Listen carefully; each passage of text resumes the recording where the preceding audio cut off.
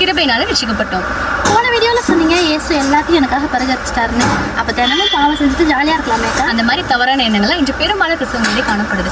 இயேசுதான் எனக்காக மறிச்சிட்டார்ல, என்ன நாளும் வாழலாம் அப்படின்ற எண்ணம் ரொம்பவே தவறானது. ஏன் அப்படின்னா இயேசு கிறிஸ்து முடிச்சது உண்மை, ஒரு வீட்டுக்கு கிருபையின் காலம் ஸ்டார்ட் ஆயிடுச்சு. அனனியா சப்பீரால் அவங்க செஞ்ச தப்புக்கு தண்டனை வாங்கினது கிருபையின் காலத்துல தாங்க. இயேசு கிறிஸ்து ரொம்ப அன்பளவர் தான், அதே நேரத்தில் அவர் எரிச்சல் உள்ள தேவன்.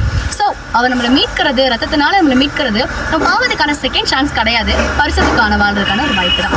ஸோ ஆண்டவரை மன்னிச்சிட்டாரு, அகைன் என்னன்னாலும் பண்ணலாம் அப்படின்ற எண்ணத்தை விட்டுட்டு பரிசுத்தமா அவர் ட்ரை பண்ணுங்க, அவர் ஹெல்ப் பண்ணுவாரு, நீங்களும் பரிசுத்தமாக வாழலாம். God bless you.